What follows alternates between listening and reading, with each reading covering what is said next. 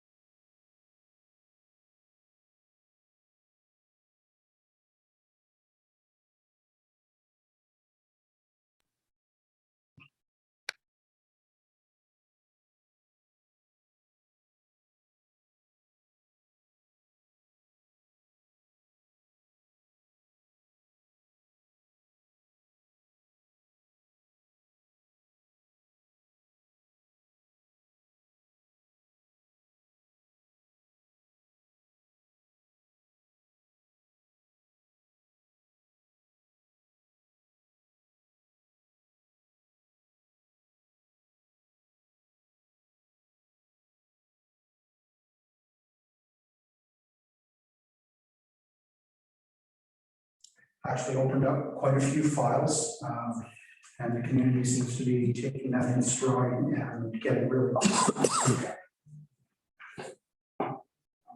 Okay. Any questions on anything?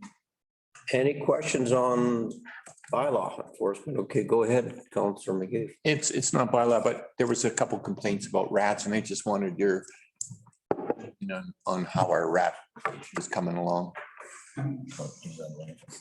On the inspections that I've done for rats, I identified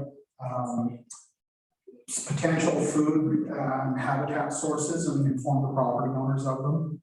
I have yet to actually find a rat's nest myself, but one was reported by a property owner who took care of it himself. Subsequently to that report, it was really they're coming out, they're being more active, there's more food out there for them. We're going to start getting more reports on them, and it's just trying to keep track of where we're getting the reports from. So if we do any targeted removal efforts, that we'll know the primary areas to focus on. Thank you. Okay, thanks, John. Any other comments? Go ahead, Colleen. Just a comment that it's that time of the year when there's been fireworks shot off around Silver Sands, and fireworks are prohibited in the district of Sycamore. So maybe it's just time for a reminder, either on our website or whatever, that when we're going to have a super dry season this year, so there probably won't be any campfires. And so maybe just a reminder, and I don't know if we have signs coming into town that says fireworks are prohibited in the district of Sycamores, but we should look at that if we don't. There are a couple of signs out inside the district saying fireworks are prohibited, but I'll definitely confer with other staff members and get something on the website. Sure. Okay, thanks. Gord, go ahead. Through the chair, John, I met with some residents at 2 Mile, and it's just a reminder that we kind of forget about 2 Mile because it's a ways up.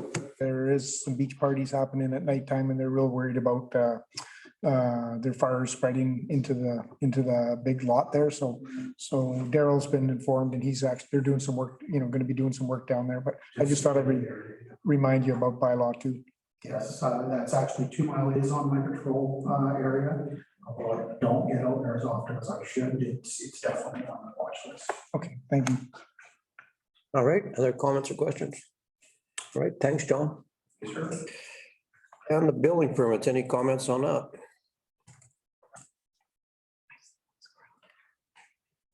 All right, hearing none. On to the Planning and Development Committee terms of reference. Any comments or questions on that? Do we need a resolution on this? No. Okay. All right, we've figured out community member participation. Mr. Malmus, you want to comment? Yeah, in your terms of reference, you have first and third. Is that in this part or the other part?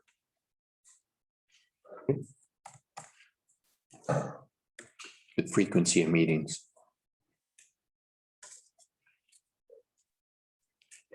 Two members of council and two members of the community appointed by the mayor. Yeah, and the meetings will be held on the first and third Wednesday. That should be amended to the second and fourth, the same as the council meetings at 1 p.m. So our corporate officer is going to come back with a solution for that. Okay. All right, any other comments on that? All right. Back to the strategic priorities.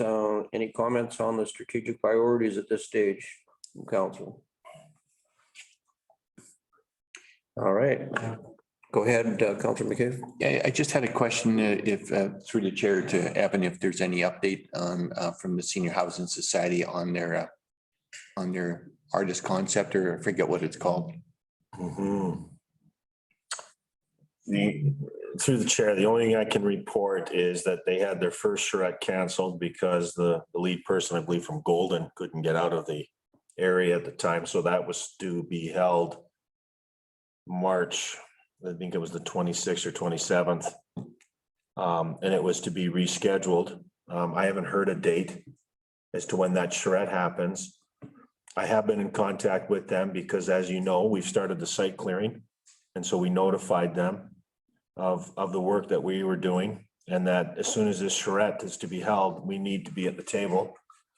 And I'm waiting word from Jen, who I know is in having surgery on an issue, but she shouldn't be away too long, but Jen has been off. So the request has been made to Jen, of course, also on behalf of Urban Matters, to make sure that we're at the table when that charrette's held. The only contact I have right now with Eagle Valley is through Jen, and on the tree removal, site removals, et cetera.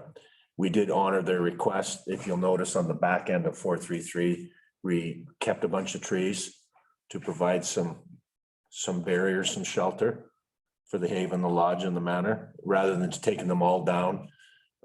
They told me, Eagle Valley, that they would like to see some type of park trail connecting the affordable housing project to the healing center through the back of 433. So we kept a stand of trees. They may or may not come down. We also let Eagle Valley know that Mike Whitehead and the crew are available with this short window to remove trees on their property, but I haven't heard back from them. So that's the update. Okay, thanks. Thank you. Yeah.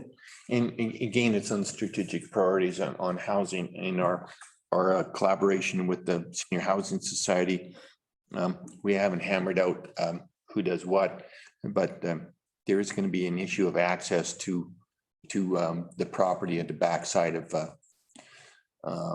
the dentist and our property. So if we could maybe be proactive in, I know we haven't seen the charrette yet, so we don't know exactly where the access is going to be, but I was going to suggest to council that maybe we should ask staff to proactively start looking at some sort of grant funding, because there's nothing in the budget for that, I don't think, hey, Kelly?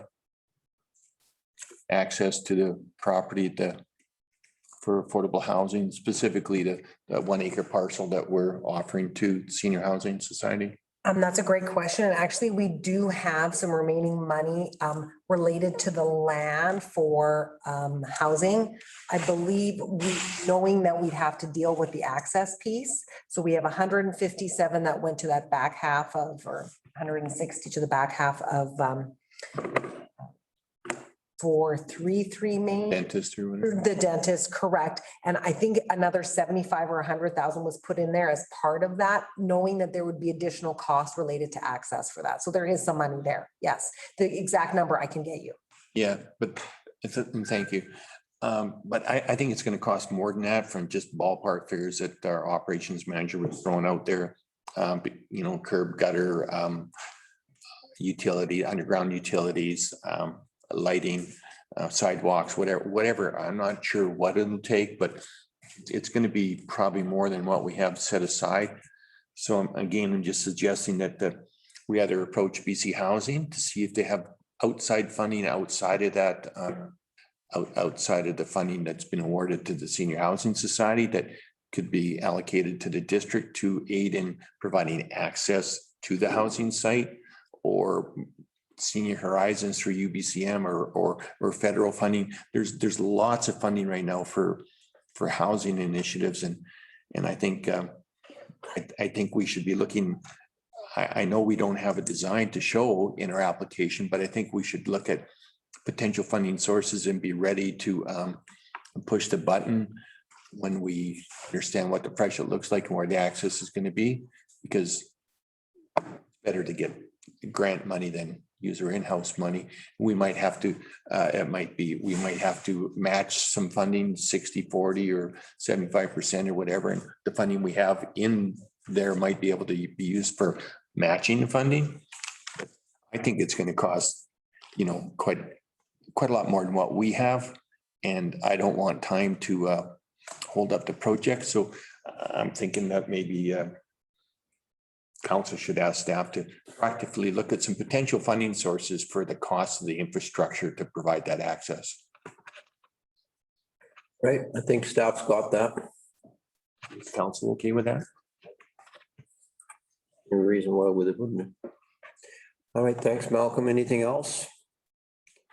All right, we're gonna go on to the next thing on the councilor's reports. Councilor Bushel, you're up. I think I was first last time. Did such a good job. Through the chair, yeah. I did attend the tourism advisory meeting we held on the April 6th. It was a well-attended meeting by all the members on board, and yeah, the Carly's working really hard on that, and the rest of the crew. So that went really well. Jeff and I have had a couple of rail trail meetings. So we're working on that. Had some meetings with the 2 Mile residents down on the beach, and they're worried about fire hazards and a few things like that. So the staff has got involved, and everything's going well there. Had some meetings with a couple of developers and a Bayview resident. So we're working on a couple of little issues with Scott, and everything's coming along well there. And also on Friday, we're hoping to hear the outcome of the Eagle Pass lookout, fire lookout up at Eagle Pass. They may look at tearing it down, or they may elect to keep what's there and fix it, but it's not looking good. They're looking at our rec site officers say she cannot, it's in her mandate that they cannot continue to keep building there that was not applied for properly. So her direction is looking at taking it down. So I don't know, we've done everything we can. There's another meeting this Friday, which I'll attend, and just see how it goes. We might hear on Friday if they're gonna take it down. So it's pretty sad, but anyways, we'll keep you posted. Okay, thanks. Councilor Anderson? I also attended the TAC meeting, and yep, Carly's doing a great job. It was well attended. There was new members. Twin Anchors has a representative on the board now. And it's nice to see TAC working with Chamber of Commerce, and they're working on a couple joint projects. So all for the betterment of our community and businesses.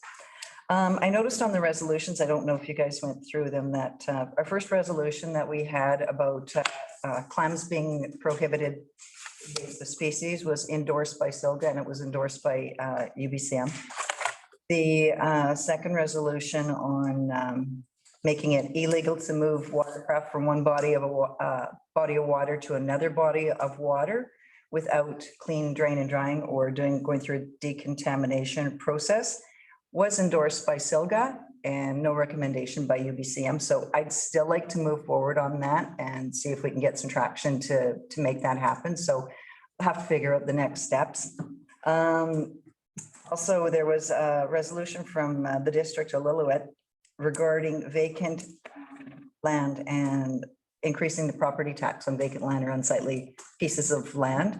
So I'd really like for us to have a look at that as well. It was endorsed by Silga and endorsed by UBCM. What else have I been doing? I've been working on my strategic, my ECDev file on information on Lakeside Hotel and Resort. And let's see, so, and next week I'll be attending the ECDev meeting because it's good to see what's going on there and what everybody's got on their plate. I also noticed that in the Eagle Valley paper, it reads that council gave themselves a increase in pay, which is incorrect, fake news. So I think that if we can get a hold of Jim, perhaps that could be changed online, but council got the regular standard cost of living increase, but did not authorize, none of us, council members didn't get pay increases. So I think that should be corrected. And that's it for me. Thank you, Councillor McCabe. Not much to report. Fielding a few calls on declaring for the medical center and the back-ended property for housing. And all positive. Everyone's happy to see things happening.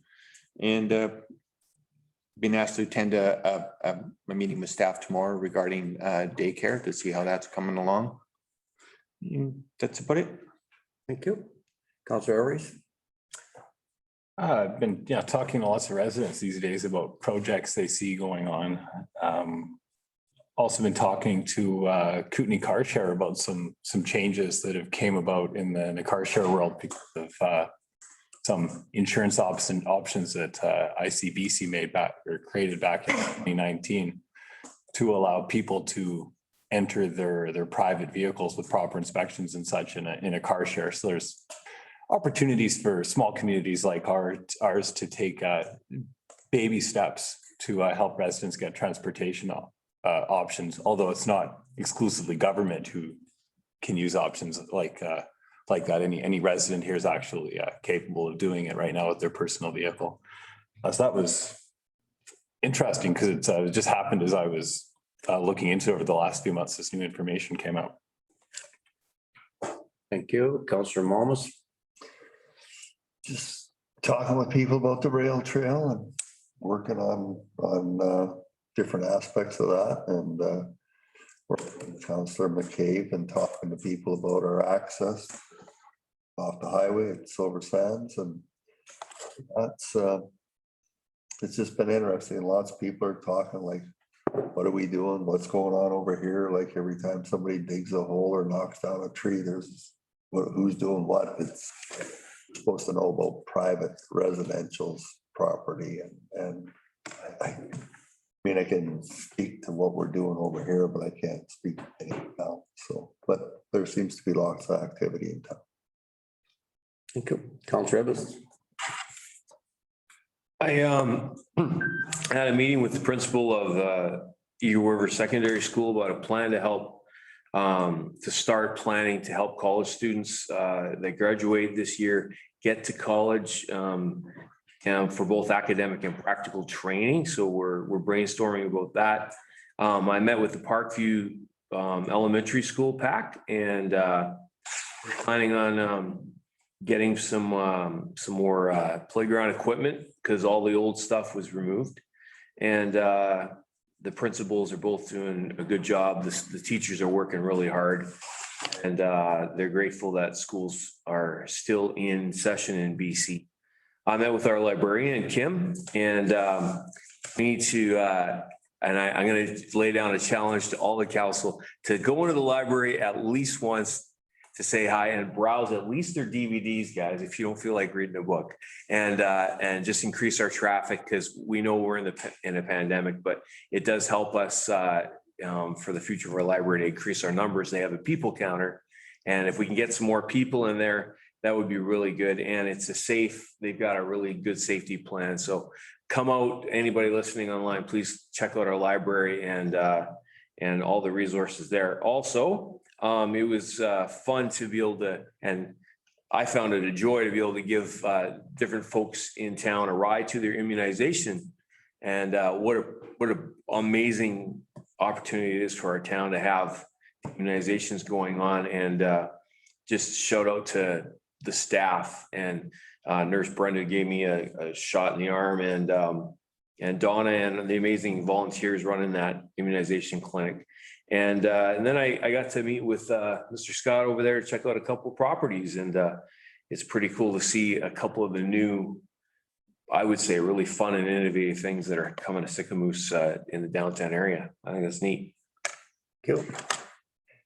And for me, I'm really chuffed about the fact that we're cleaning up those 2 lots on Main Street when it comes to building a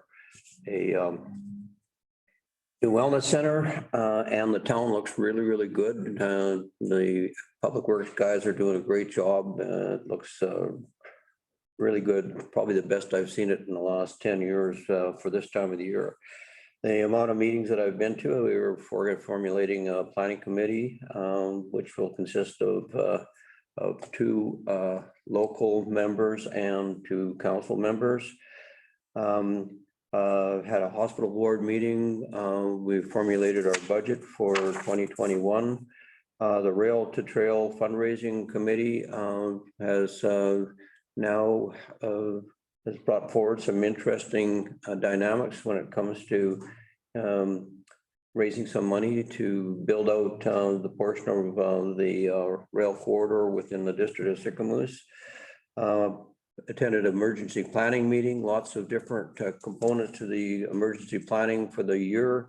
We're going to have another meeting in June when it comes to the freshet issues. Right now, everything seems to be right on track, and not too many concerns, possibly wildfires more than anything else. Salmon Arm Airport Committee dealt with the budget for 2021 with that, and there's several new plans to expand the airport.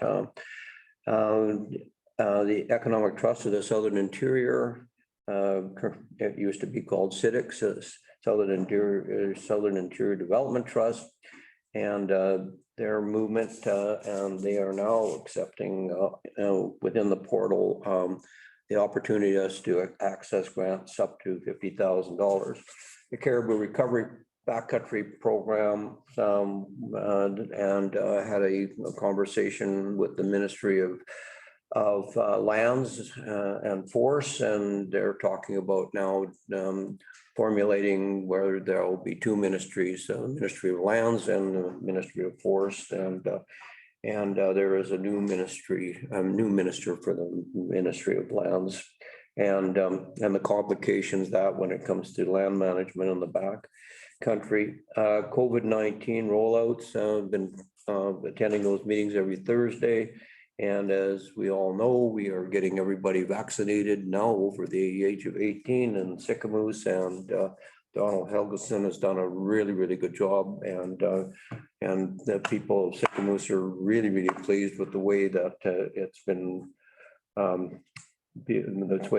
rolling out. Well done and well organized, and most of us are getting our shots. And so that's my report for now. We're busy. Mr. Malmus, you want to comment? Yeah, I just wanted to throw a plug in there for the Sycamore Spring Cleanup. Is going to be on April the 24th, 9 a.m. meeting at the rec center. Everybody's welcome. Gordon and I still have to do a drive around. I'm reaching out to AIM to get the same contribution signs and garbage bags and some stuff from them to assist with the cleanup. So Legion will be doing lunch. Okay. How is the COVID issue going to affect us when we do the spring cleanup? Is there any protocol with that? We'll have to wear masks, or what the situation is? Well, you'll have to wear a mask when you're standing there together. But when you're walking in the ditches, I'm assuming you'll be far enough apart to. And the date on that again? April 24th. And where do we all meet? At the rec center. Okay, thanks. All right, thank you for that. All right, so where we are right now, rise and report recommendation at the committee of the whole. now rise and report. So no recommendations from the committee of the whole at this stage. So I need a mover on that. Councillor Anderson, Councillor McCabe, all in favor? All right, and now, Phaedra, is there anybody from the public that would like to intervene right now with council? And either ask a question or make a comment? Okay, I was commenting with them just to make sure that they could all hear. Everything seemed to be okay with the audio and the sound, audio and visual, sorry. And I've just requested if they had any questions. So far, no hands are up on that. Well, I'm pleased to see that with the new sound system that we have now in the council chambers, that everybody can hear us. I hope that you can hear us loud and clear. And so section 7 on the agenda from here on in will be the opportunity. So if you wish, when the meetings come up every second Wednesday at this particular time, that you will have the opportunity. And I am really pleased with the new sound system. It seems to be working quite well. I think Deb Heap wants to say. Please, sir. Yeah, and I'm just gonna put her through right now. There's her So- hand. Yeah. Do you have that? Okay. Yeah, sorry, guys, I'm Hand up, and of course, Deb's gonna have to have something to say. absolutely. Anyway, sorry, I'm on my phone and the stuff, it's just really hard to see. So anyway, thanks to Jeff for mentioning, because this is the last council meeting before the community cleanup.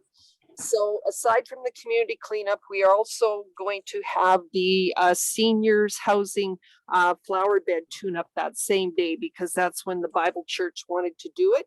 So as a result, they're both going to be going on at 9 o'clock on April 24th. I've got an email, like Jim Elliott and I are talking, so he'll get something in the Eagle Valley News for the next one. But obviously, you know, anything the district can do, I see it's not in the calendar.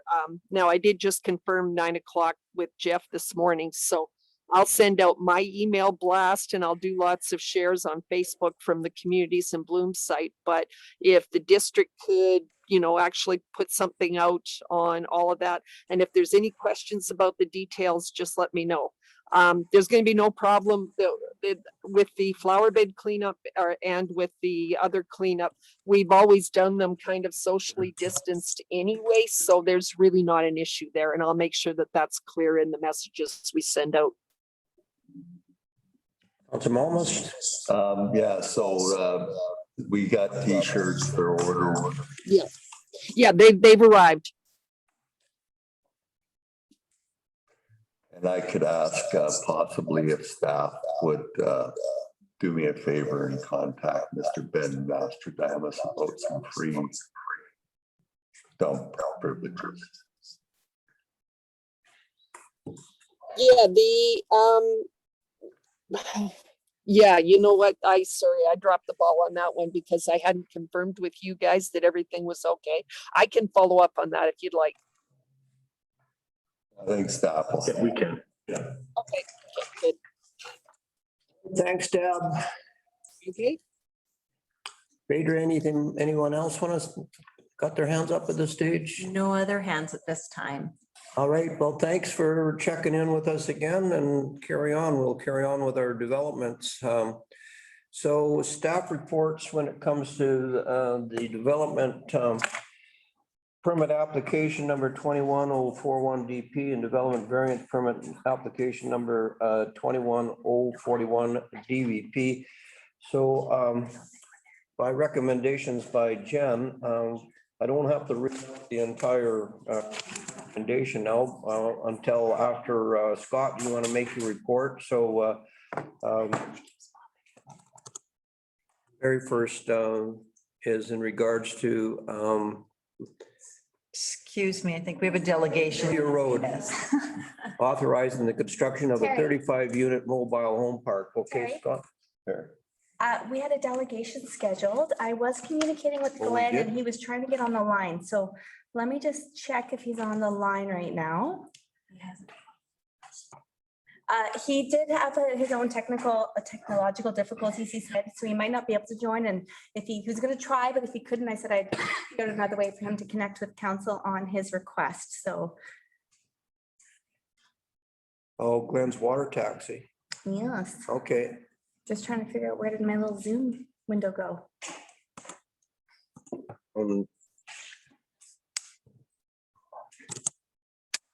The one at the end, Was it that's right the here? camera at the end. And I'm clicking on it, it's not popping up. Oh, maybe that is up there. Yeah, there's a few. I've been monitoring all. I don't think Glenn's been able to join, so how about I just keep an eye out for Glenn? Okay, and then we'll. Let's circle back to Glenn if Glenn can join, and if not, we'll figure out another way. Okay. So what we'll continue and carry on, and then when he's available, we'll. Thanks. Get him on board. All right, Scott, right off the bat, give us the details on Hillier Road. Share the screen. Hold on 1 second. Oops.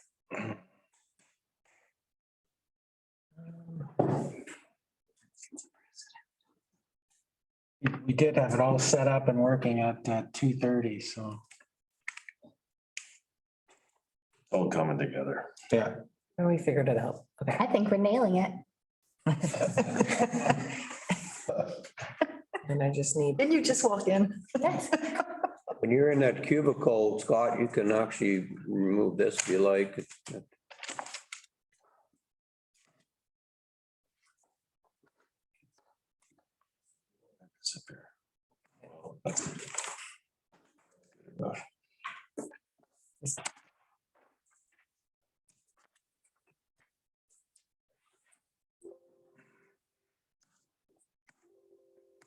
You advancing? Okay.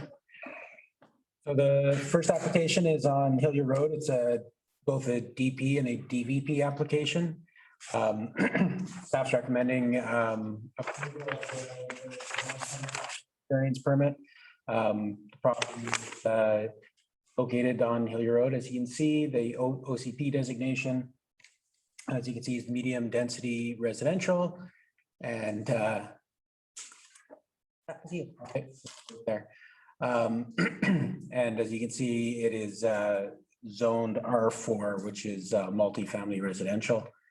Moving ahead, here you can see the ortho photo. So there was a strata mobile home park that was developed next door. And this property was subdivided off that strata development, and a new 35 unit park proposed. Property is about 1.8 hectares in size. You can see where the Eagle River is. The access would be off Hillier Road, as you can see. The right direction. So the first is a development permit. The development permit guidelines are on the right. And the main focus of the development permit in the multifamily development permit area is providing high quality landscaping, and just describes the type of landscaping that's proposed. As you can see, the 35 units in the bottom right corner, there's a green space that's required to be provided. And then the landscaping that's proposed is just on the east side of the property. So it'd be a 1 meter buffer on the east side of the property with some cedar trees planted in it. And then the development variance permit, the variance is to vary the siting of mobile homes. So in the existing zoning bylaw, you can put your mobile home up to 2 meters from the edge of the mobile home park site. And in this case, they'd be reduced to 1.2 meters from the edge of the site, mobile home park site. And then also the setback from the the setback for multi or accessory buildings, and the proposal would change that. So the accessory buildings could be, right now they're required to be 6 meters from all property lines. The request to have them, they could be 5 meters from the back curb of a roadway, 1.2 meter from the edges, and 1.5 meters from the rear property lines. And then also the landscaping is proposed to be reduced. So at this time, you're required to provide 3 meters of landscaping on all sides. And in this proposal, you'd be providing 1 meter on the east side and no landscaping buffer on the other 3 sides. This was referred to internally for referrals. Building inspector, he noted that the reduction in the side yard setbacks may reduce the amount of unprotected openings allowed in the face of mobile homes. So that's just building code. As you reduce the setback between buildings, you reduce you have to increase the fire rating. Number of windows also is included in that fire rating calculation. So as you reduce the side setbacks, you have to kind of look at that at the time that they receive each building permit. So there'll have to be some forethought given to each owner as they're putting their mobile home on the site. Bylaw officers' interests were unaffected. Engineering technologists, the stormwater and serving interests have been addressed. So we do have a plan that has been signed and sealed. You actually received that today for the servicing of the property. That would be required regardless of the development permit or not. However, we did make the condition for the stormwater a requirement for this development permit. And then the fire chief, he did have concerns with the variance limiting the space for firefighting. Could hamper the ability to fight fires as you put 2 trailers closer together.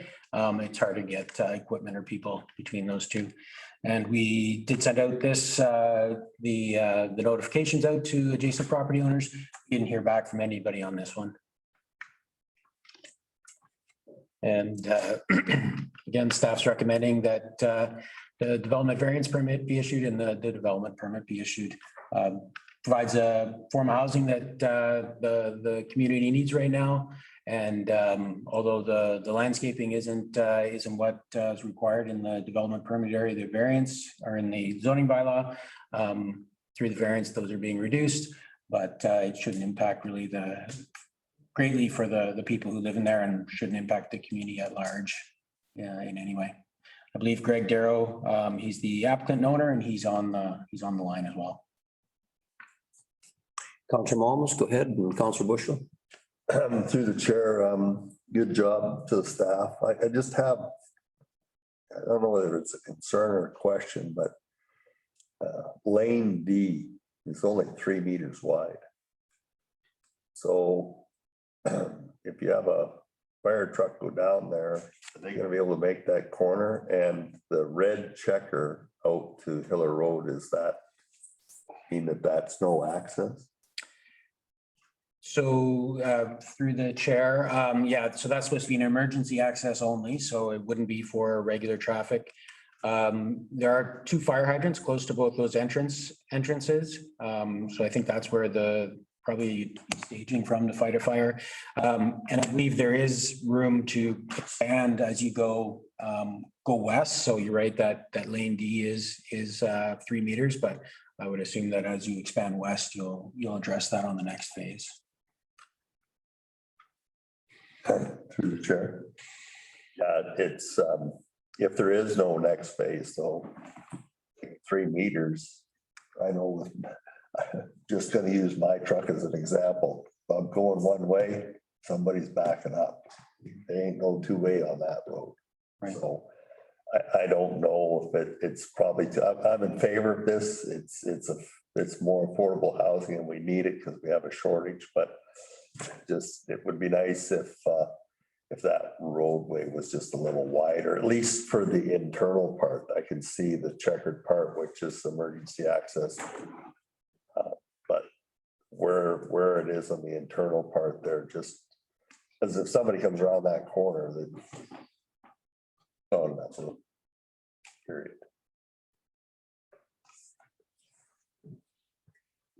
Councilor Bushel. Through the chair, and I'm not 100% sure, Jeff, but as the next phase comes in, it might utilize another roadway there. So I'm not sure how that will affect this plan. But yeah, no, I just wanted to thank Scott and Evan and staff for coming out and doing an on-site visit. And we looked at the landscape request that the variance that they put in on the Hiller Road, and it actually would look identical to the other development right beside it. And then in regards to their other, the other development, they don't have any setbacks or like green setbacks or landscape setbacks on all the way around the other mobile home park there. So you wouldn't be able to really tell it apart. So I support this. The town really needs affordable housing, and this is the start of it for sure. Good, thank you. Councillor McCabe? Yeah, I support the development permit, but I do have a couple questions.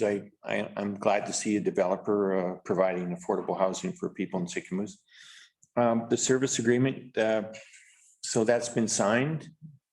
Is this development counting on any surface drainage to the settling pond, or is it all contained in our in the service agreement? Is there any surface runoff, or is it all contained in our system? I believe they do allow for some runoff onto the adjacent property and into the settling pond. I think the permit's attached. It's just an important point, because if the water's not contained on site, which is our bylaw says it's supposed to be, then there has to be a study, because we looked at a different permit to move rezoning from residential to light industrial, and that permit is counting on that same retention pond.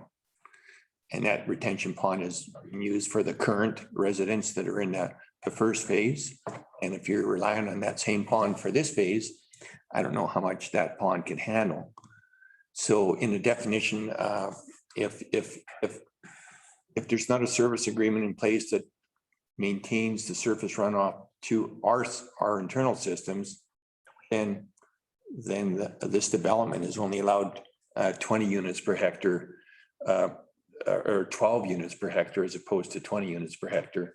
So it's an important point that all the runoff is contained in our storm system, not in the retention pond. Otherwise, the permit would only really allow if they're not hooked into us with a service agreement, and you're only allowed 12 units per hectare as opposed to 20. So it's a pretty important point. I'm not happy about the reduction in landscaping, because now there's buildings that need the final reading later this evening for move from residential to light industrial. So you'll have traffic going through residential to light industrial. And I think in that stretch of Hillier Road, I think we should maintain the existing landscaping that's in our official community plan. The buffer between two different zones, light industrial and residential, as a key reason why.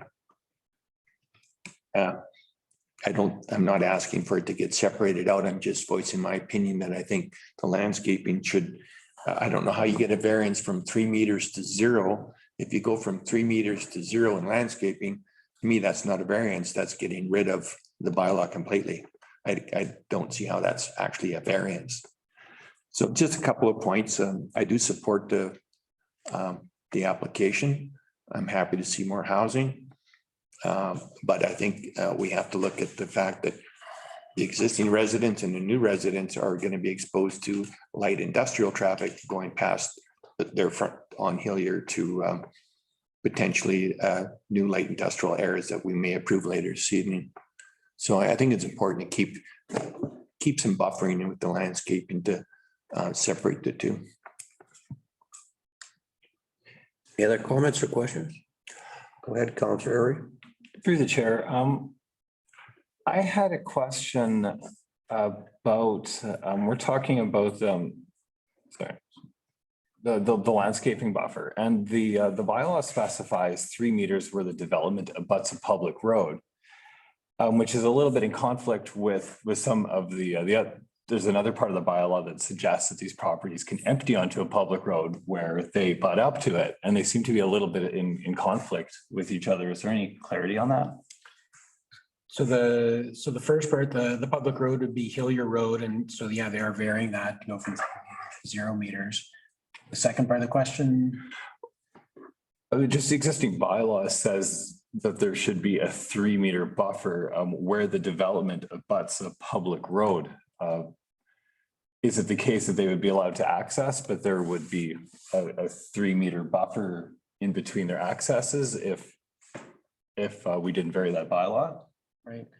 So again, through the chair, I think, you know, the design as presented is what council would consider for the development variance permit or the development permit. And you can see the access onto Hillier Road.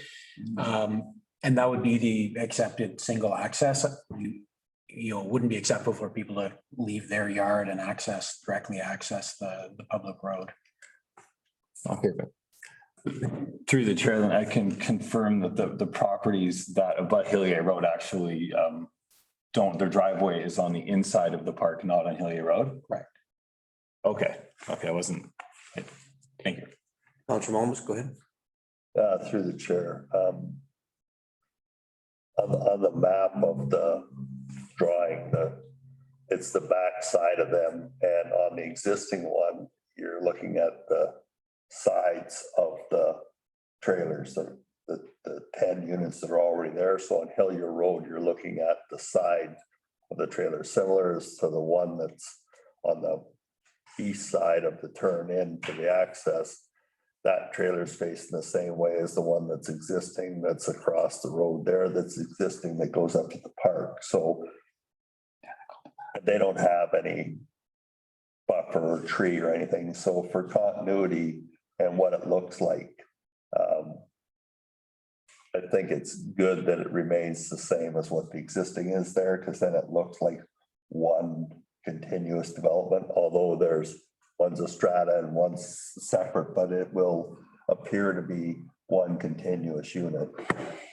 I think that the appearance of it should look the same, because the district of Sycamore, I mean, we couldn't even pick the same color for all the street lamps. Every time we do a development, we have a different street lamp, we have a different sidewalk. So part of our OCP and part of our zoning bylaws was to create some consistency. The way this is proposed, it's consistent with what's existing. So the street lamps are already there. There's a green space between the sidewalk and the road already. And so there's already some land been used up, and the sidewalk and the road's been there for 12 years already. So I think it's time to put some places on it so we can hire some people in town. All right, any other comments or questions on this? Councillor Bushel? Yeah, just to clear it up, when we went out and had a look at it the other day, and you look at Google Earth and you look at the existing development that's already there, there is lots of grass between Hillier Road and the sidewalk. And then there's lots of grass on the other side of the sidewalk towards the development. So it's gonna look the same as that. Okay, all right. So I need a mover on this as per the recommendation. So rather than me reading this whole thing out. So do I have Councillor Malmus? I need a seconder, Councillor Bushel. Any more discussion on this? Okay, I'm going to call a question. All those in favor? Carried unanimously. Thank you. Thanks for that, Scott. All right, let's move on to the next one. This is regarding 125-1383 Silver Sands Road Development Variance Permit. And we'll go through the same process. Scott, can you give us a report on this as well? So this is an application at 125-1383 Silver Sands Road. The applicant, Kevin Baylor, I believe he's on Zoom as well, if council has any questions for him. DVP 21042 looks to vary the side setback for an accessory building from 1 meter to 0.66 meters, 0.3 meters. And staff's recommending approval of the development variance permit. On to the map, you can see the property. It's in the Strata RV park. You can see the proximity to the Eagle River and then the Canadian Pacific Railway. There's the subject property. Resort residential is the OCP designation, and RSVP 1 is the zoning is the zone for this property.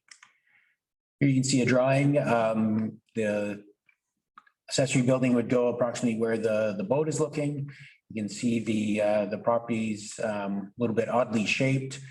There is an existing well, there was an accessory building. You can see in this drawing, I believe that accessory building's actually been moved off the property and for sale for $3,000. If anybody has a truck, they want to go pick it up.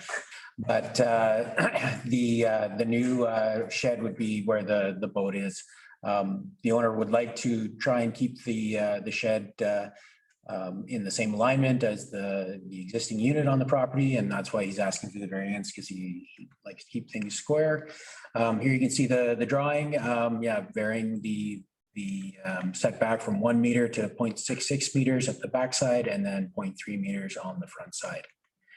Again, it was sent for internal referrals. Building inspector did have a concern for fire code, the same issue. Once you start putting buildings closer to other buildings, the fire separation is harder to reach. No concerns from the bylaw enforcement officer or the engineering technologist. And the fire chief did say he doesn't support the DVP as concerned with space for firefighting at this time. And then this could only perhaps cause an issue in the future. It was circulated to the property owners within 50 meters. And we did get 2 letters in favor of this from people who lived within this property. Again, it's a development variance permit. Our staff's recommending that the DVP be issued, and it shouldn't really have a big impact on the community at large. But the building inspector will need to take a closer look whenever we're getting applications for these particular things. The shed is 10.2 meters in size, so I believe it would require a building permit as well. All right. Comments or questions for Scott? Okay, pretty quiet group. All right, so I need a mover on this particular recommendation. Councillor Evans, seconded by Councillor Anderson. Any other comments or questions on this recommendation at this stage? Hearing none, call a question. I give you one last chance at it. All in favor? Carried. Thank you. All right, we move on to the next one. Okay, where are we here? Development variance permit on Cedar Street, 514 Cedar Street. Scott, you have the floor again. Okay, so this is another development variance permit. This one is, there's an existing single family dwelling and they'd like to add on to it with a garage and then a den at the back of the home. The minimum setback would be 2 meters and they're looking to vary that to 1.2 meters.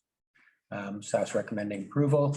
As you can see, the property in the on Cedar Street, and it's zoned urban residential and R1 and R2 single and 2 family residential. Here's an air photo of the property. The development's proposed on the right side or the west east of the property. They chose that side because I guess with the existing drainage as it is, and then the alignment of the lot. I believe there's some existing cedars that will kind of provide a buffer between the properties, and they've also reduced the number of windows in the shed. So again, those windows provide some fire protection, or lack of windows. Reducing the number of windows provides increased fire separation, I guess. Here you can see the variance, reducing the setback from 2 meters to 1.2 meters. The red area is the area of the new addition. And this is what it would look like just from the elevation drawing. And this is what it looks like from the street view. So yeah, they're adding in that flat space right there. Again, staff's recommending that it be issued. Building inspector had no concerns. And just maybe a point of clarity. So Dale Reed is the agent for this one. And Dale was not the building inspector who said he had no concerns, so it was Kenny. I believe Dale is on the call, and Jeff and Shana Jackson are the owners. I believe they may be on Zoom as well. Again, the variance permit, 2 meters, 1.2 meters, and staff's recommending approval. Shouldn't impact anybody else in the neighborhood. Comments or questions, Councillor Malmus? Through the chair. So I drove by Is this a new build or did they do a serious renovation to the house, the existing one? That picture there. Because the side of it is already, basically the siding's missing to accommodate for this, what they want to do, so. Question, is it a new build or was it existing? I don't have that information. Yeah. A couple years old. Dale does. He's on the call.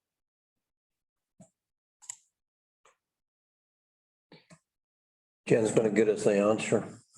Are you on it or did you want me to? I'm on and I'm asking Dale to unmute himself and Hello, are you there now? I can hear you. Yeah, this is a build from, I believe, 2015. It was a fairly new home. So it's 6 years old. And the owner is moving out here from Alberta to be a permanent resident in Sycamore and required a little more space in the garage. All right, so I need a mover on this as presented. Councillor Malmus, I need a seconder. Councillor McCabe, any other comments or questions? Hearing none. We had one more. Well, through the chair, I looked at zoning bylaws in Salmon Arm and in a lot of places in our draft zoning bylaw are all at 1.5 meters that I see. So I was kind of curious why the proponent is looking to push that extra foot closer to their neighbor. It seems that we could make it conform with what is going to be our new zoning bylaw possibly. Because it's in fact, maybe planning wants to speak to if that's just a little bit closer than the norm for communities. Go ahead, Scott. 1.5 is probably the usual you'd see. And you can lean on Dale as his resource as a building official, but I believe when you have, you need 3 meters is generally what you want between buildings. So 1.5 on one side, 1.5 on the other side, you keep that 3 meters, then you don't have to make those, special things for that fire separation. So to answer the question, 1.5 is probably the building code, kind of, that's the source of that setback. The existing one is 2 meters, and then, if they want that extra foot, I don't think it's unusual for people to want that extra foot. If I may speak to this, Yes, go ahead. to the chair. The actual setback from a building inspector's point of view is actually 1.5. The planning officer has asked for 1.2 due to the overhang of the eave. The actual setback, according to the building bylaw, is 1.5 meters, but they've requested a 1.2 for the 12-inch overhang on the eave. So the actual, from my perspective as a building inspector, I had a discussion with Sarah, and she said, well, we're going to put it at 1.2 because of the overhang. So I'm not quite sure why that was 1.2, but that's what she proposed. All right, you got Councillor speaking his head now and nodding it, so thank you for that, Tim. But any other comments on this? I'm going to call a question. All those in favor? Carried unanimously. Thank you. So moving on, another one. Can show, certainly see that our staff is being busy on recommendations for permitting. Okay, so a DVP 519 Thompson, 540 Thompson, and 521 Thompson. Scott, you have the floor once again. So again, this is a development variance permit. Usually after 3, for Thompson Place. Alex and Sean, who represent the respective purchasers. So they may be available for comments, but this is a development variance permit to vary the parking. So right now, the zoning bylaw and the subdivision development servicing bylaw both require paved surfaces. And the proposal is to go to a gravel surface. And then there's the grading plan as well that's being considered. Again, staff's recommending approval. A development permit was previously issued. That development permit considered landscaping and traffic. So here you can see the property. It's 3 properties just on Thompson Place. You can see it backs onto the CP rail. And it's designated industrial in the OCP and industrial 1, the zoning 1A in the zoning bylaw.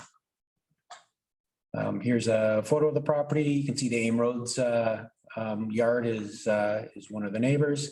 And then on the other side, you can see there's some residential, agricultural residential within the ALR, just on the other side.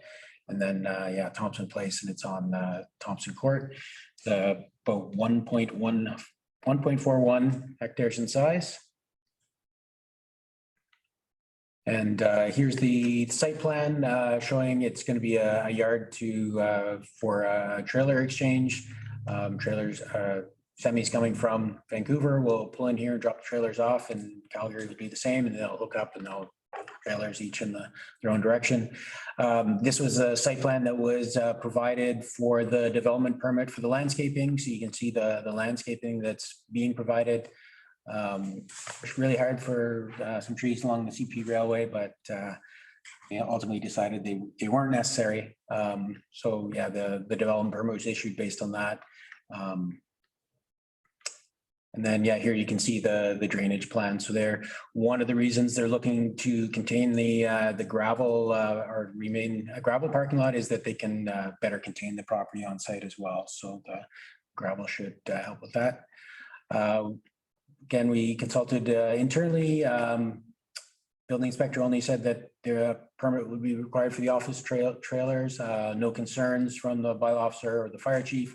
And then the engineering technologist was satisfied with the drainage plan and also considered the highway, the impacts on the highway. We're satisfied with that as well.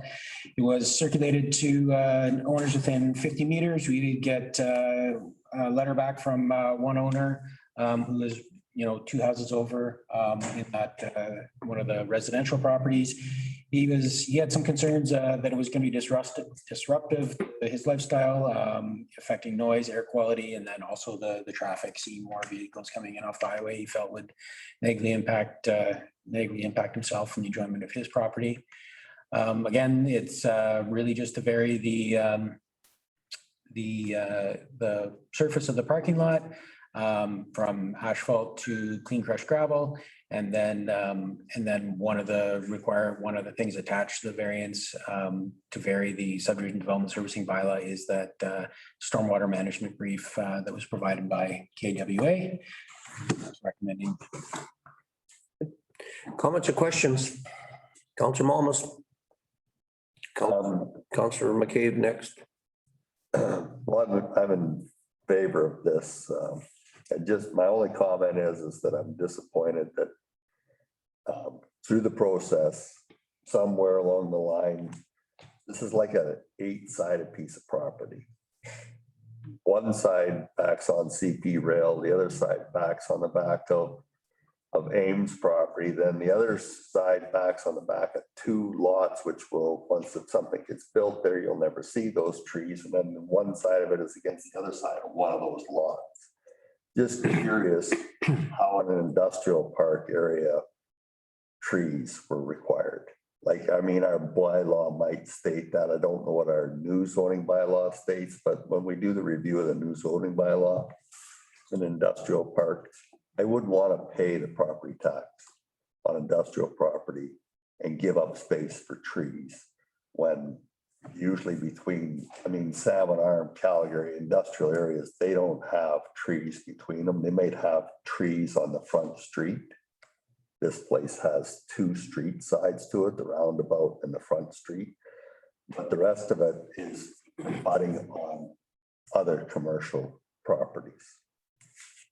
So I'm just amiss of why it was not taken under by the staff as to why there would be trees there, because the bylaw says so, when there's 3 sides of it that are abutted on other commercial. It's my only comment. Yeah, I mean, definitely nobody wants to provide a buffer, but everybody hopes their neighbor has provided a buffer. So yeah, nobody wants to pay for it. Nobody wants to give up the land, but is an advantage to it. I think most industrial parks probably have some landscaping requirements.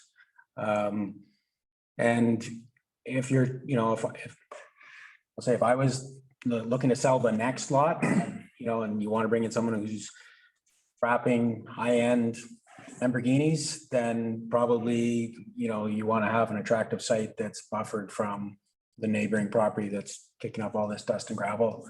Attract more clients that way.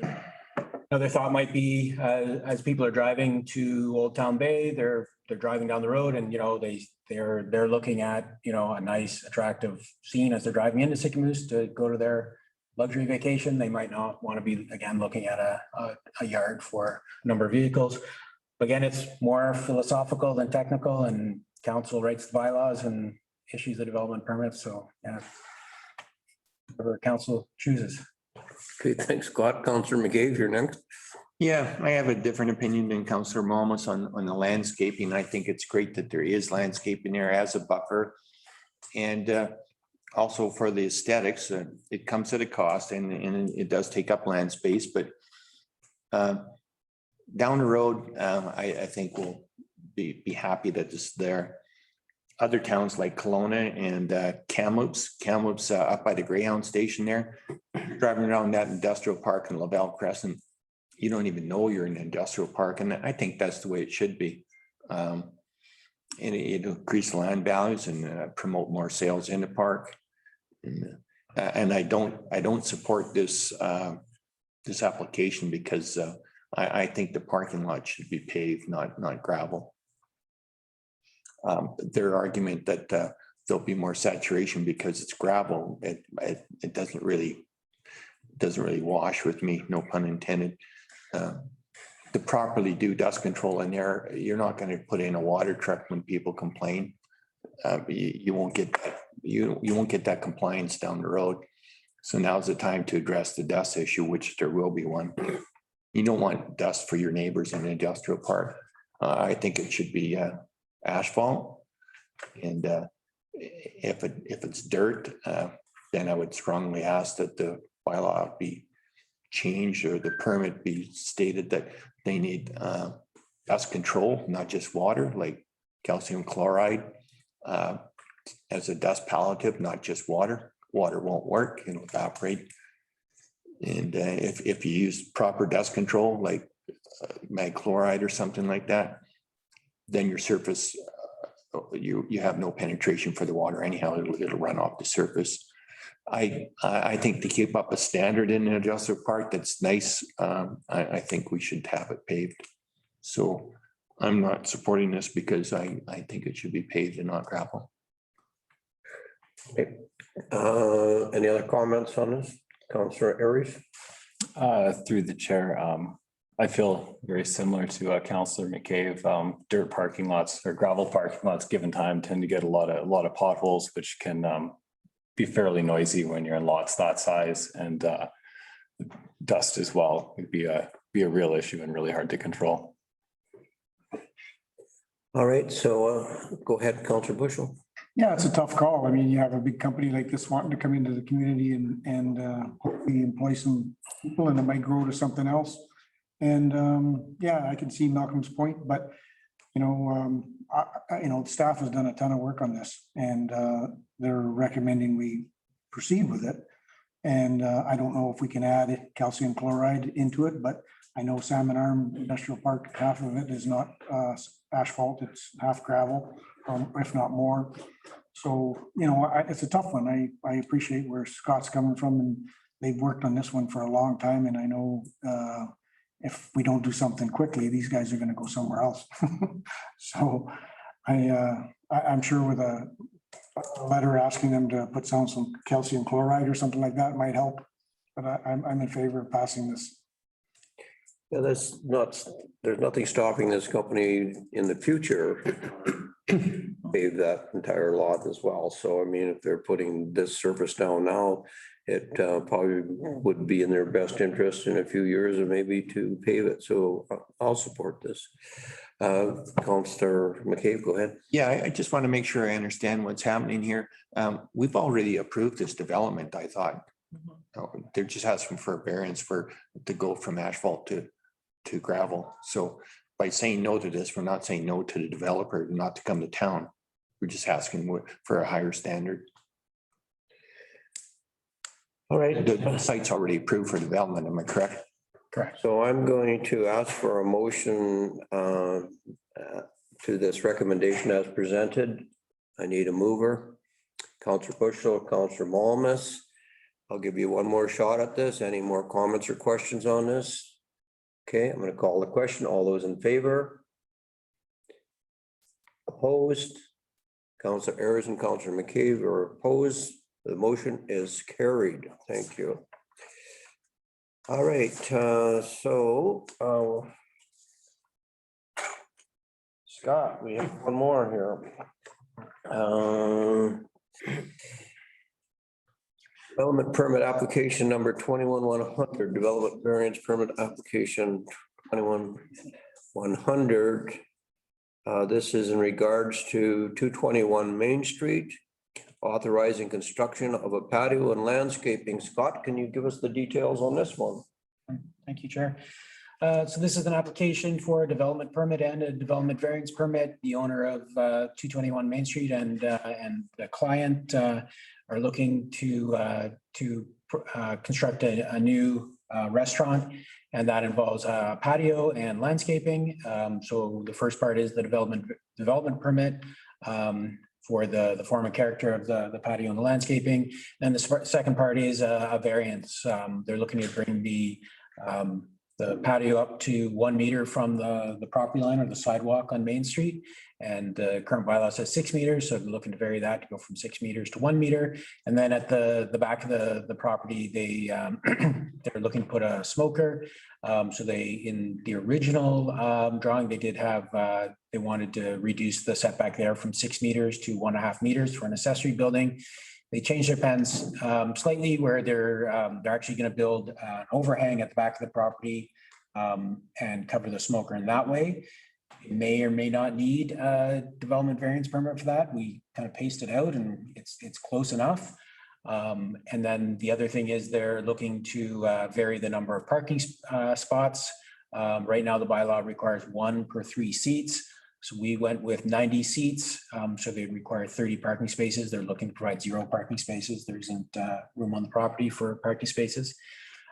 Again, staff's is recommending these be issued. There you have the property on the street view or the location map. It's on Main Street, just by Riverside Avenue. Town Center is the OCP designation, and C1 Town Center Commercial is the zoning. Most of the properties around it are Town Center Commercial. I believe the hatched area is C1A, which is Town Center Commercial / residential. You can see the air photo of the property. Looking down on it, you kind of see the front. There's a little bit of an existing deck that comes down, so the idea would bring that to the street. 2 doors down is it Bikini Chick, Beach Chick? Beach chick, Beach Chick. So island time. So they on this photo, they don't show where they've extended their patio to the street as well. So this would kind of match that same development. Here's what the property looks like now. Council issued a development permit back last year and for the form and character of the building. So this is again another development permit, and this is for the form and character of the deck and the landscaping that's being proposed. Yeah, this is from the development permit that it was issued in 2020. So it looks pretty close to what was approved. And this is the development permit. We had Steffi draw this up for the applicant, just providing this would be part of the development permit, just showing what the former character would be with the development as it is. It's proposed. You can see the rock along the bottom. So those would be planters, where they put planters in it, and then they'd have the railing and then some kind of lighting on the posts there. And this is the development variance permit. So again, varying the front setback from patio from 6 meters to 1 meter. And right now we have it as the accessory building from 6 meters to 1.5 meters. We did advertise to the adjacent landowners that it would be reduced from 6 meters to 1.5 meters for an accessory building. Council could choose to amend the overhang. Not sure if it's going to be necessary. I think the risk council would be that someone's going to complain that the variance that was advertised isn't what they got. So there's a little bit of risk there. Not even sure if it's necessary. And then again, going for the 30 street, 30 off-street parking spaces, varying that from 30 to 0 seems pretty significant. That's if they get 90 seats. They could get 50 or 45. So again, that would kind of reduce the number of seats required.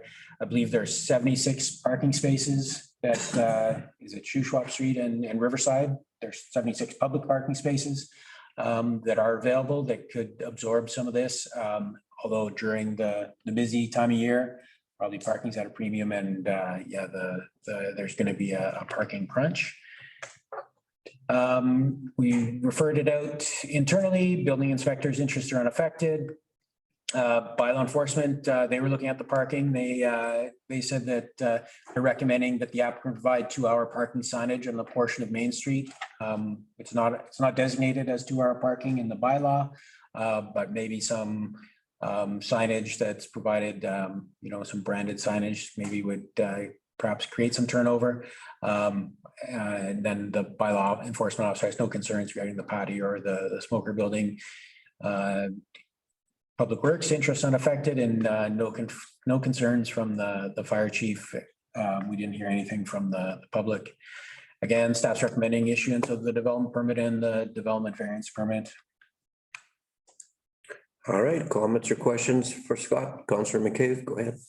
It's more of a statement. I'm just happy to see this development, and again, a resident investing in our community. I think it's great, and we should try and support it any way we can. And good luck to him. Thank you, Councillor McCabe. Are there other comments? All right, I need a motion regarding the recommendation that's been presented. Councillor Evans, Councillor Harries, one more opportunity to comment. Hearing none, call a question. All those in favor? Carried. So that is exciting to see this coming to second loose. Yes. So. Before we move on, Glenn's on the line. Oh, yes. Okay, so we're good to go. We've got to go back in the agenda.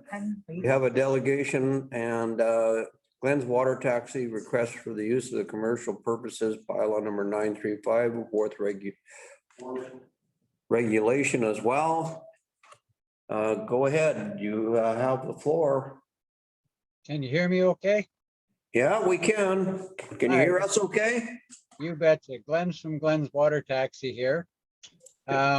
Basically, what I'm looking for is a temporary spot on your Main Street dock, as I'm just getting back into the taxi this year after not being out for COVID last year. But I have been in the service industry here for 22 years, dealing with houseboats, sledders, and etc. There is a real need to have a 24-hour service out on the lake, whether it be rescue towing in the middle of the night or getting someone off the boat that has to be at an airport. And I know the Albertans that I deal with and other people that they really appreciate it when they can be picked up at any time of night out there, whether it's a non-life-threatening emergency event. I can get there probably about 40 minutes faster than the rescue boat. My problem this year is because I got in a little bit late with this new boat I'm working here. I've gone to all the places for moorage, and everybody this year seems to be well overbooked with upwards of 30 people waiting for spots. So what I am requesting is hopefully to get a spot I can use there until I can secure a permanent moorage situation for my boat again.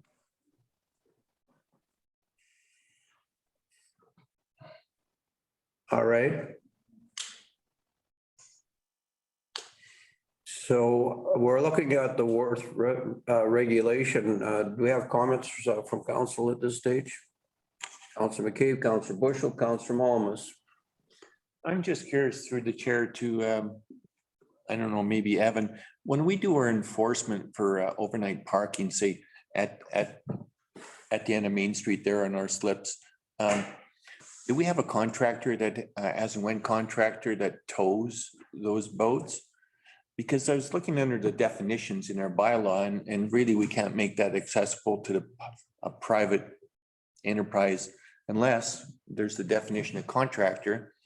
If this fellow was to be our as and when contractor to enforce our bylaws, then as a contractor, we could, without setting a precedent, we could allow. Sorry, you there? So I just a question maybe through the chair to Evan is that some sort of structure that we could look at to maybe possibly allow this? Because I see other business saying, well, if he can do it, why can't we? But if we say that this fellow is our contractor to enforce our bylaws on overnight parking at our slips there, that as a contractor, he gets a slip through his contract? Yeah, so through the chair, yes, we've had other operators approach the district for the same request, and we're, you know, the bylaw doesn't allow commercial use, and we know that, and you've read that. It's for the public. There is an opportunity in other areas to do something. I know when we worked with Old Town Bay and the Old Town Bay Marina, there is public access allowed. And I know that TA Houseboats has been quite willing to work with commercial people just looking to tie up there, but that's not on the channel. To your question, you know, council, that's your bylaw, you know, that the public wharf falls underneath council's purview. We can work with any suggestion and work with a possible contractor, sure. But we know that I do receive complaints from people saying, I simply went down there, I couldn't access the public wharf because it was being used by other folks for commercial purposes, and that means that I have to get the bylaw enforcement officer on it and deal with the issue. But to your question, we can certainly look at it. You know, we've told people to seek alternative sites like Old Town Bay Marina, where remember, it's not just a boat launch that we built, it's also there's public access there. So we can look at that. Okay, because I do a lot of towing, everything from houseboats to people calling me at 3 a.m. because their boat ride back from up the lake has gone bad and they're drifting towards the rock or stuck in a storm.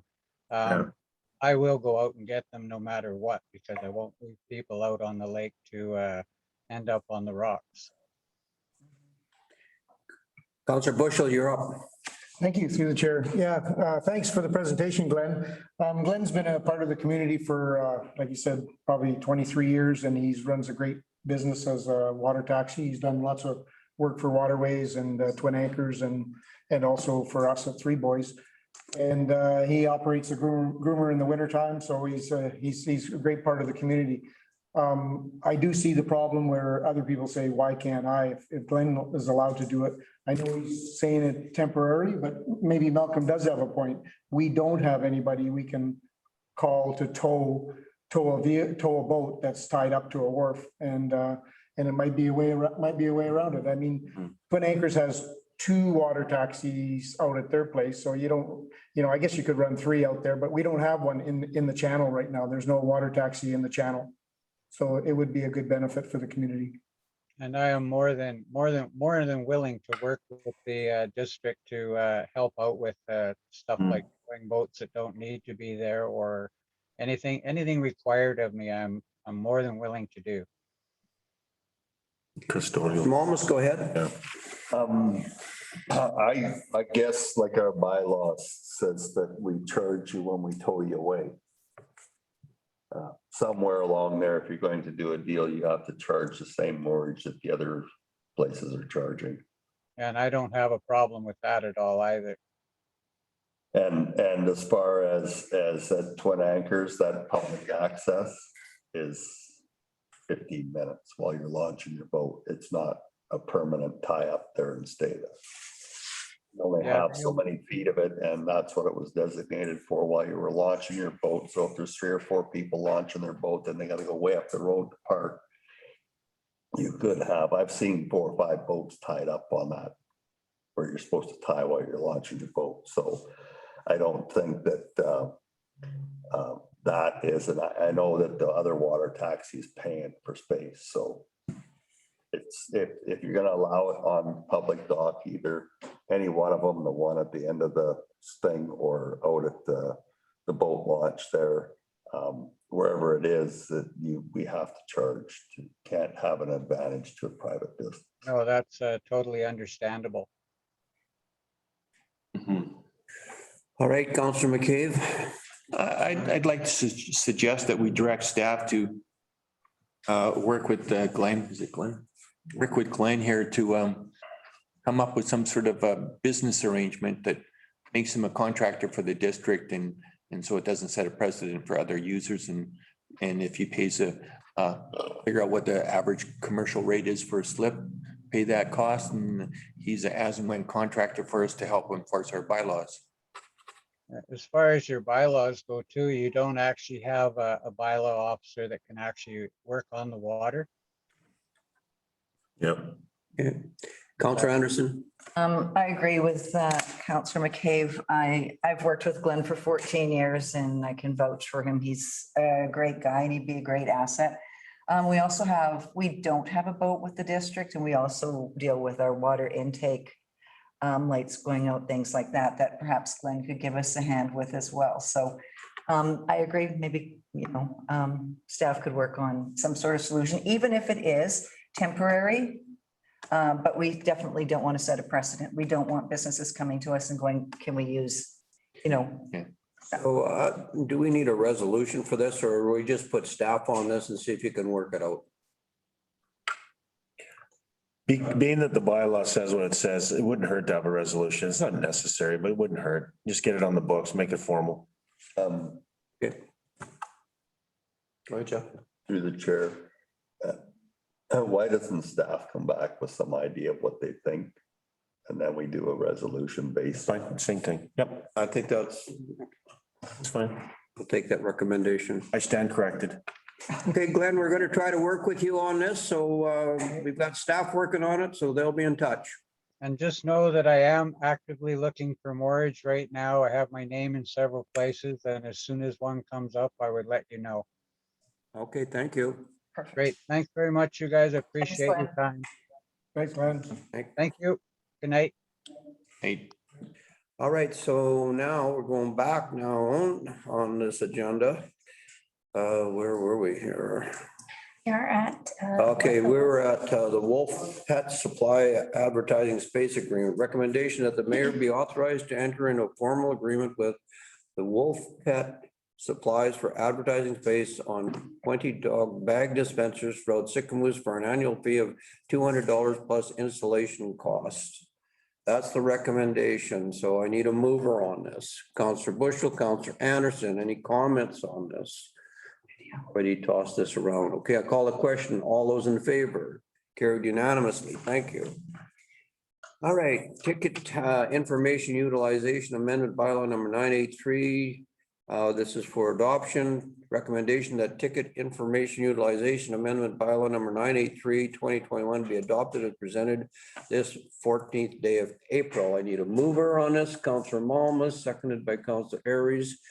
All right, I'm going to call a question. All those in favor? Carried. Thank you. All right, official community plan amending bylaw number 994 2021 and zoning amending bylaw number 995 2021 adoption again.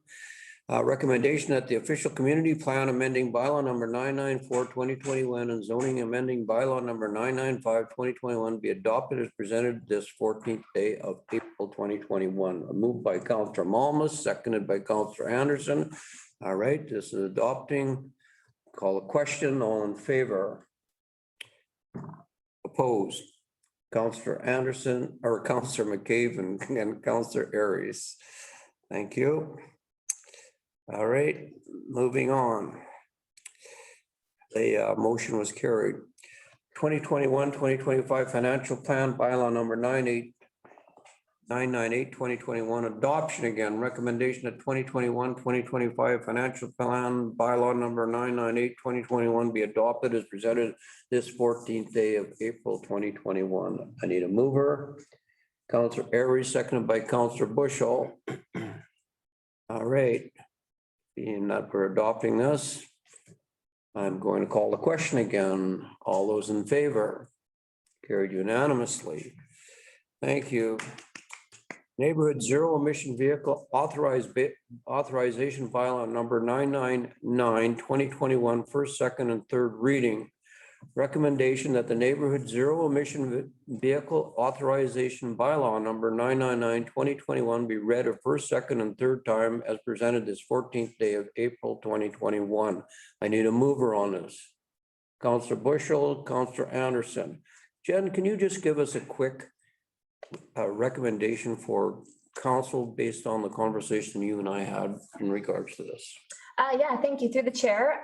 So the Motor Vehicle Act permits these, what they're considered neighborhood zero emission vehicle, also known as low speed electric vehicles. So it's a permission provided that council also has a bylaw. So really it's council's appetite. Do you want to permit them? They're already permitted by other legislation. There's no concerns from ICBC. There's no concerns from the RCMP. Vernon does have a bylaw they enacted in 2012 regarding this. In conversations with the staff from Vernon, they said they've had one registered since 2012. So that's just a fun fact. But apart from this, really at this point, there's not really, it's not up to council to, or for the district to enforce. It would rely on the RCMP to enforce the Motor Vehicle Act. There's no administration for the district. We don't issue permits or anything like that. So it's just whether or not council wants to allow these vehicles within their community. All right. Go ahead. I just want to thank Jen for all the hard work she did on this and got it done real quick. And yeah, we already have one business in town that has purchased a brand new one. And I mean, I don't even know if he knows we're passing this bylaw, but Red's from Red Rentals already purchased one. So it'll be cool to see it driving around on the streets. Meet Vernon. Past Vernon. Thank you, Councillor Bushell. Okay, I'm going to call a question on this. All those in favor? Carried unanimously. Thank you for your work on that, Jen. All right, correspondence. Okay, for information, we have a whole list of correspondence here. I'm going to ask council at this stage, is there any one of these things that you would like to comment on at this particular stage? Councillor Evans, you're up. Which one? I would like to just comment on the Silga letter. I want to thank Councillor Anderson for her hard work and good recommendation on this. Keeping our lakes clean, good stuff. Thank you. All right, thank you. Councillor McCabe. Yeah, there's a couple there. I can't quite read them, but there's one involving Enderby that I think we should support as our sister city or sort of thing. Also, the other one from Silga regarding resolutions, or I'm sorry, registering to vote, or registered to vote on the resolutions. I would think so. I don't know. I will find out. Well, that's one of the correspondence there, that there's a deadline there. And they're asking to make sure that we're all registered to vote on the resolution. So to support Councillor Anderson's resolutions about muscles, and we spoke earlier, Councillor Anderson did about Legal to move watercraft from one body of water to another. There was another one there too. Clams, prohibited invasive. Was there a cost then to register each individual No, Counselor, you're still go. apparently it says there's no cost to register for being able to vote on the resolution. Resolutions, okay. Would council like me to register you all first thing tomorrow morning? And Not all. I'll take back silence as consent. We should all vote at the annual general meeting, yeah, on the resolutions. So, Okay. It's like, yeah, seems like a complicated process here, like how, go ahead. Would you like us to sign up on this Silga link and that we're going to participate on the 28th of April? Is that what you're saying? Sure, or I can do it for you tomorrow if you'd like. Okay.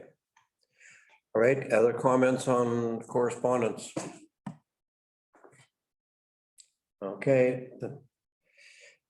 Then we are at this stage in the meeting, so the recommendation that the regular. sorry, Terry, can I just, Yeah, go ahead. I'd mentioned this one earlier, but I'd like to get it into the minutes that or support it, that the district of Lillooet has the vacant land property tax, unsightly and unsightly. So I would like us to support that as well as perhaps look at that, moving that into.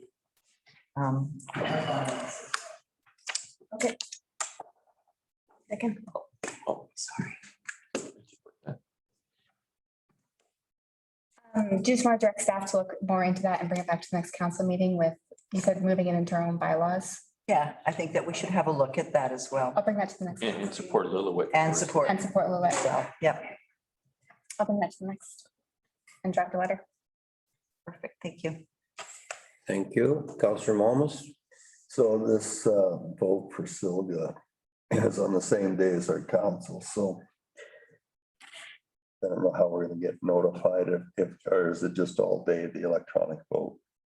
As you have time to do it. Because it's from 10 a.m. to 5-ish. I'm sorry, I'm not up on my Silver game this evening. I'll have to look into that and figure out the scheduling if it's, and see what time it is. Put it on the screen. How many resolutions are there normally at Silga? Oh, well, I don't think there's as many this year because of COVID, but it can be pretty full, like usually in excess of 100. Yeah, I know the UBCM can be really packed too, so but I don't think there's that many in Silva this year. But I can't comment on, maybe Jen can find out for us. So if she could, then we could make a decision on, prior to voting and maybe someone could vote Like there's 30, for us, see if They're all listed there. there's 32. It looks there's only 32 then that's gonna be fast, Jeff. I mean, we can go over them. Just kind of look at the Scott bill right now. 32, and we are 19, 20, and 21. Yep, exactly. The invasive clams is the first one. And so what day is this on? It's day 28. Okay, well, Colleen should be available in order to speak on behalf of this invasive clam issue, which is important because you brought that forward. Burns Lake, I see, is supporting us on it, which is quite nice. I can see where they'd be concerned about it up in that area, my old stomping ground. And so also 20, protection of waterways. And the recreation sites board probably would want to speak on that behalf as well. So well, anyway, we've got to arrange that somehow. It starts at 11:30 a.m. Okay. So it won't interfere with our council meeting. So if it's not endorsed by Silga, does that mean it's dead on the? No, it can still go to UBCM, but it would have a note that it was not endorsed by the local government association, and it'll still be considered at UBCM. If UBCM doesn't endorse it, then that's where we'd have to be a little bit more creative, perhaps lobby the province individually rather than as the union of municipalities. So that's what we'll do on illegal to move watercraft from one body of water to another without clean drain drying or decontamination, because UBCM didn't endorse that one, but still It could. hasn't gone to UBCM though. Well, It says no recommendation on here, though. Oh, there's a recommendation. Yeah, it says no recommendation. so any of these ones that get endorsed for Silga will automatically go to UBCM. Yeah, But we'll still submit the other one to UBCM. but I think we should still carry on because there's no recommendation for it. Silga's purpose. All right, any other correspondence you want to talk about? Okay, then we're going to adjourn this meeting. Recommendation at the regular council. No, we're gonna move in Oh, camera. go ahead, Jeff. So just read through the whole document, the rec sites and trails, not endorsing, no recommendation. But the other ones for the district of Sycamore, the waterways and the aquatic species 20 and 21, or 19 and 20, they're endorsing them. Yeah. One, and UBCM is endorsing one, but they're not endorsing the other. There's no recommendation on the other one. Yeah.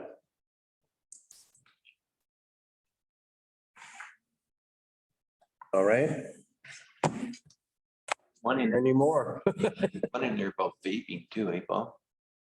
One of them. We're gonna go back into in camera. Go ahead, I'm Bob. assuming this is gonna be like a Zoom call situation, Silga, for us to vote, yeah? Virtual, okay, yeah. So we can, yeah. Won't be there. So we're gonna adjourn the regular council meeting. Move back in camera. We're gonna go back in camera. Yeah, We okay. don't need to, we wouldn't adjourn the regular meeting So yet. do we adjourn this meeting or No, just we're we go just gonna straight move it. into in camera? We'll And move then back, yeah, we'll move in camera. okay, move in camera and then go back. And then we'll adjourn the meeting after we're done with the in-camera meeting. One sec, Okay, Kelly, so. Kelly, one sec, he just has to pass the motion first to move in camera. So recommendation that council pursue to section 91 ACE, I and K. I and K of the Community Charter Council exercises authority to move in camera, moved by Councilor Harris, Councilor Malmus, all in favor. We're back in camera, good.